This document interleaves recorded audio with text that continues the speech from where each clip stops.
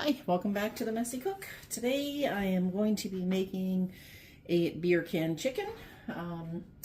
This normally I do on the barbecue. I'm going to do it in the oven because it's a little chilly outside. Honestly, I don't feel like going in and out to the barbecue. So basically what we're going to do is you're going to take your whole chicken, whatever size you want. This one's about 4 pounds, I believe. And I'm just dampening, or sorry, not dampening, should say, I'm just trying to get all the moisture off from the outside. There we go. So that's done. And what I'm going to do is I'm just going to slide this to the side here.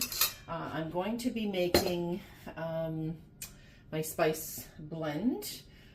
This is heavy on paprika. I'm using a smoked paprika. I'm going to put in probably 3 tablespoons there. And I'm going to add in some ground pepper. So I'll probably use about a teaspoon of that. You can put whatever spice blend in that you like. I'm going to use some thyme, just dried thyme, which is perfect. And I'm going to use about a teaspoon of that as well. There we go. I like thyme on chicken. It's kind of nice. Gives just a hint of flavor, nothing crazy. I'm going to use some garlic powder as well. Same thing, about a teaspoon of garlic powder. If you want more garlic powder, if you're a garlic fan, go for it. If not, that's okay too. And onion powder. This is a blend that I'm going to use. And this is about a teaspoon as well. You don't have to use the same blend I'm doing, but this is the one I use, and we really enjoy it. Whether I do it in the oven or on the barbecue, this is what I tend to stick with. I'm just going to dust this spoon off so I don't get any garlic in my salt. And I'm going to take, same thing, about a teaspoon of salt. So we're just going to do that. We're going to mix this all up. And what I'm going to do, instead of just rubbing this directly on the chicken or oiling the chicken up and then adding a spice blend on top, there you go, you can see that. Instead of oiling it down and putting a spice blend on top, what I'm going to do is I'm going to add the oil to this. This is usually what I do. And then I can baste it right on. So I'm going to add in, this is olive oil. Use whatever oil you want. I'm going to add in, 3 or 4 tablespoons there. We want to make a thick paste of this, enough that we can use a brush to brush this on. And you can see the consistency I have here. This is quite thick, and that's exactly what I'm looking for. Again, add whatever seasonings you want. If you want a little smoky, you can add some liquid smoke in there.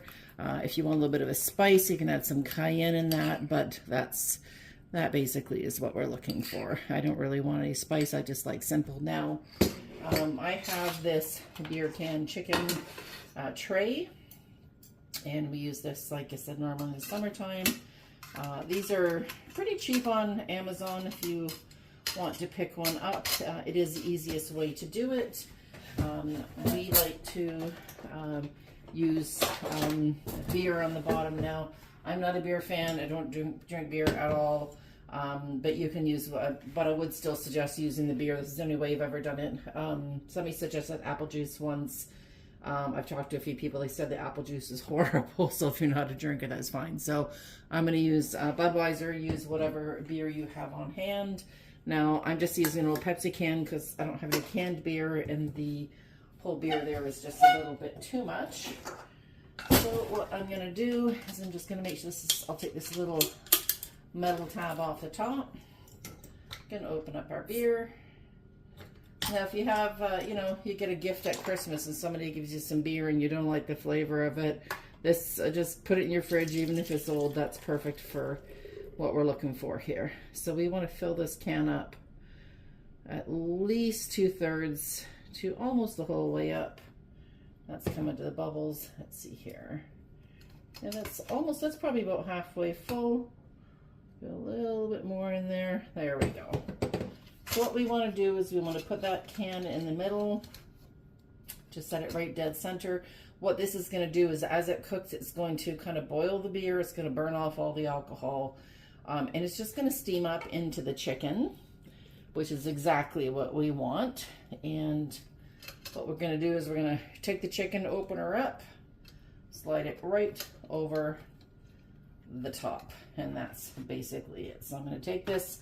I like to put it on a tray, and That way, if it does roll, like any of the juices roll over, I'll just tuck that in.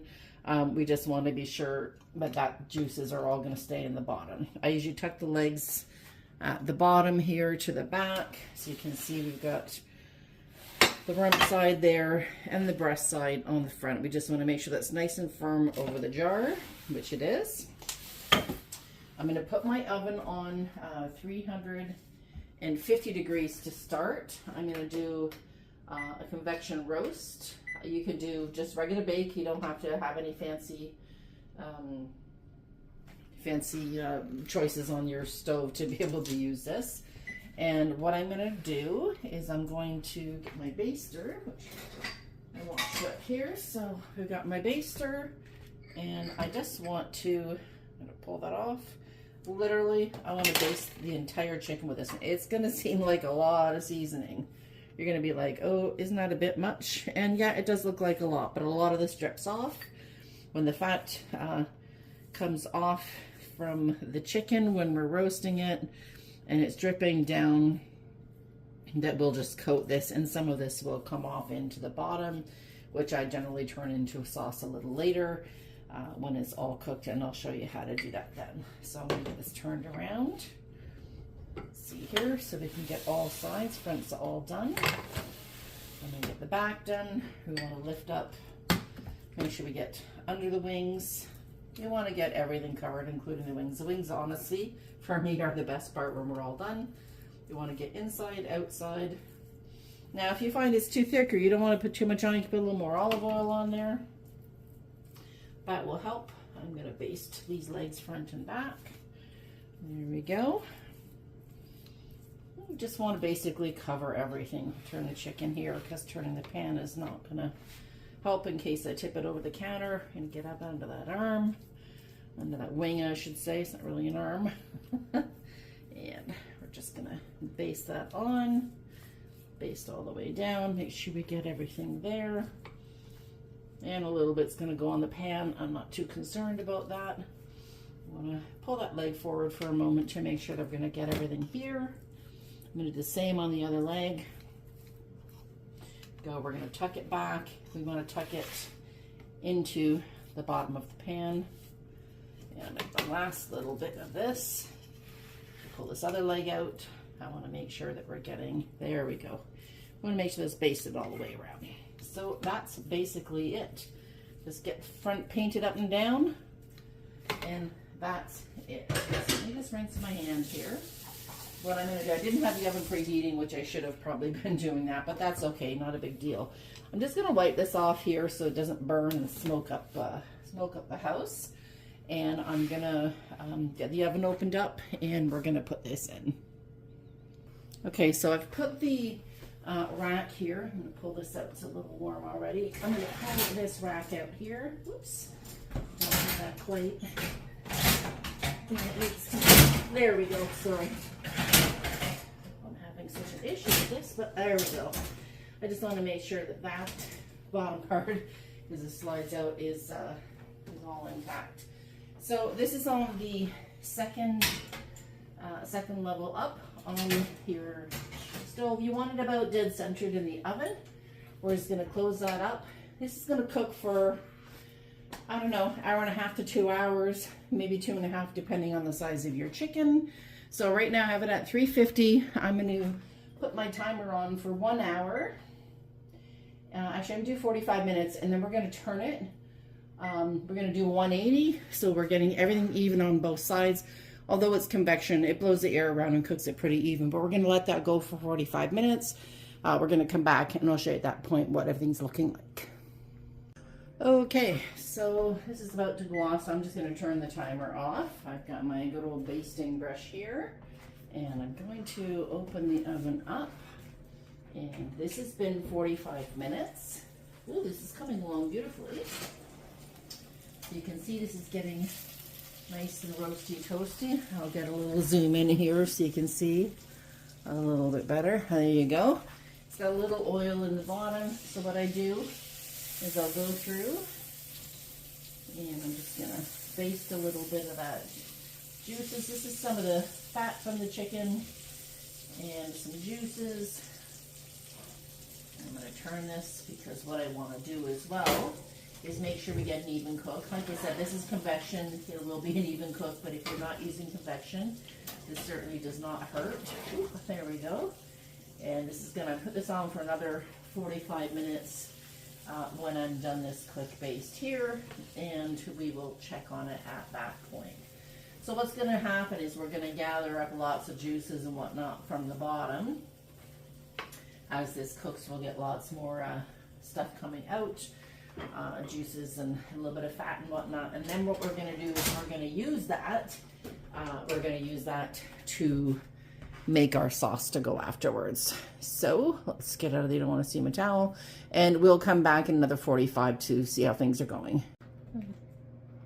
Okay, so another 45 minutes has ended. I'm just going to take this chicken out because I want to check the internal temperature. We're going to cook some potatoes and corn on the side for dinner afterwards. And let me get this out here. Be very careful because I don't want to spill any of those juices. So we're going to take that out. Now, everybody always checks the internal temperature in the breast, but the correct spot so you know it's cooked all the way through is to do it into the thigh. So we're going to zoom in here, a little better picture on that chicken. God, that looks good. So we want to go into the thick part of the thigh, and we want minimum 170 degrees. That's showing 199. I'm going to go in here, 201. This is definitely cooked. I'm going to turn this, make sure I don't spill anything, and just to show what I mean, I'm going to go in the thickest part of the breast, and that's 199. So I'm going to turn the oven off as this is done. What I want to do is one more little baste. You can see lots of juices there in the bottom. I want to do one more baste. I'm going to tent this in some tin foil, and what we're going to do is let that sit for 15 or 20 minutes just to let it cool. Some of the juices get back in there. And what I'm going to do is I'm going to come back after that. We're going to remove the chicken off of the beer can chicken holder. I don't know what you want to call it, the holder. And then we're going to get it all carved up, and I'm going to make this into some nice kind of like a Swiss chalet sauce. We'll get the potatoes and the corn going. So I'll come back when we're ready to take that off and carve everything up. Everything is over. Got a nice piece of tin foil. You'll see there's a shiny side and a dull side. You want the shiny side down. And really, that's all I'm going to do. And I'm going to come back in about 15 minutes, and we're going to get that carved up. Okay, so it's been 15 minutes. I'm going to take the tent off. It's still pretty hot. Just going to set that to the side. Now this is the fun part, or should I say hard part, of getting the chicken off of here. Generally, you can take some gloves and just take it off if it's, you know, not too hot, but this is still pretty warm. I like to put, hopefully we can get this on camera here, put my tongs at the bottom. I want to hold this down, and I'm just going to wiggle the chicken until it comes off. Ooh, you can tell that's cooked because that leg just came right off. So I'm just going to put the chicken, there we go. And I'll get that leg over here. Now what I'm going to do is, let me set this aside here. I'm going to make a sauce, and what I generally do for my sauce, we like Swiss chalet sauce here at our house. My husband used to just do basic Swiss chalet sauce. So basically I have about 1.5 cups of water here. I'm going to take 2 heaping tablespoons. You can check the measurement on the side if you want to just do basic.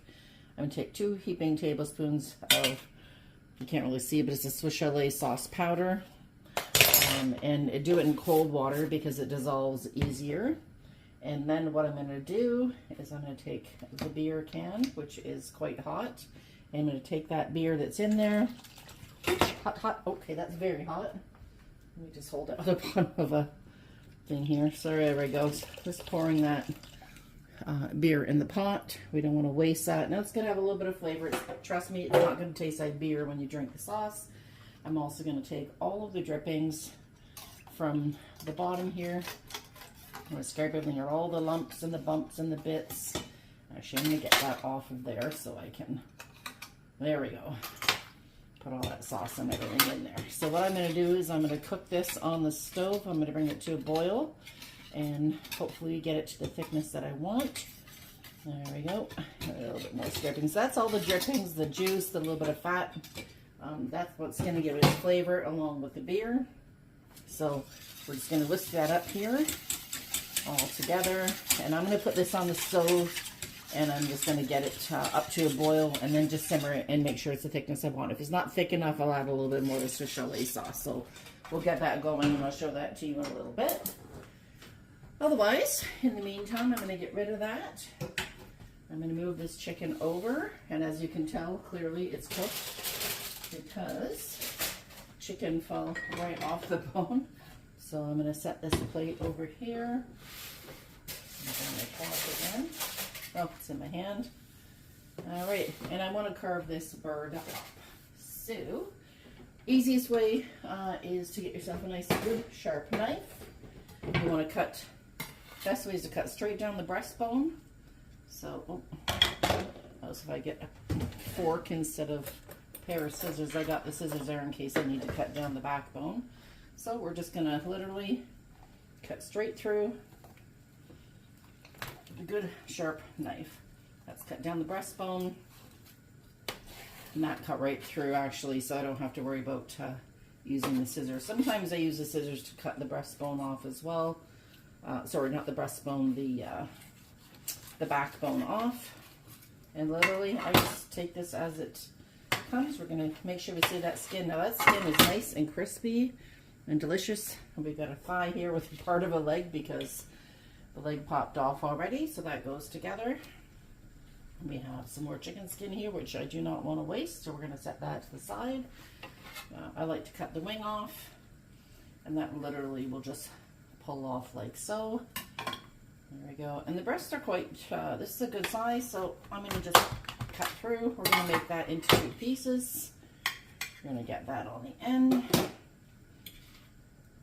And there we go. So now we have the other half of chicken. Normally when you have the leg on there, you can just kind of lift, push your knife right through here, and that is going to separate. Push that through and try not to burn my hand at the same time. Okay, this is where my scissors are coming. I have a pair of boning scissors or boning shears, so this will help cut through those bits of bone and the skin. I'm going to flip that over. And you can see here the whole idea of flipping it around part way through. We want to make sure we get lots of good crisp on that skin. Here's the other leg, the other thigh. We're going to make sure we, again, take off that wing. Just going to pull it apart. There we go. Another wing at the end. That backbone basically just pulls out. We're going to cut right straight through the breast. There we go. And look at that. Look how beautiful that is. It's nice and juicy. Ooh, it's very hot. And what I'm going to do is I'm going to take this, I'm going to cover this in tin foil. I'm going to keep it warm from the residual heat from the oven. And I'm going to cook some potatoes, and I'm going to cook some corn up and finish this sauce. Let me just get a close-up so you can see that chicken, how beautiful that is. That is a beautiful, nice, crispy. You can hear that. Crispy skin on there. Beautiful, beautiful. So let me cover this in some tin foil. We'll come back when we have the whole plate together, and we'll show you how nice this looks. Okay, just wanted to show you, I've got this boiling now. This is the water, a couple great big tablespoons of the Swiss chalet seasoning. Now you can buy the packets as well. I don't know if you probably can't get them in the US. And if not, you could just make a gravy. I mean, you don't really need the Swiss chalet sauce, although it does help. You can use the beer, you can add a little bit of red wine or white wine to it. And I just want to show you this here. This is kind of the thickness we're looking for. We just want a thin, not a super thin gravy, but half decent. So I'm going to just put this down, and we're going to keep that on low, and we're just going to let that simmer for a while. And that's just going to put all the flavors together.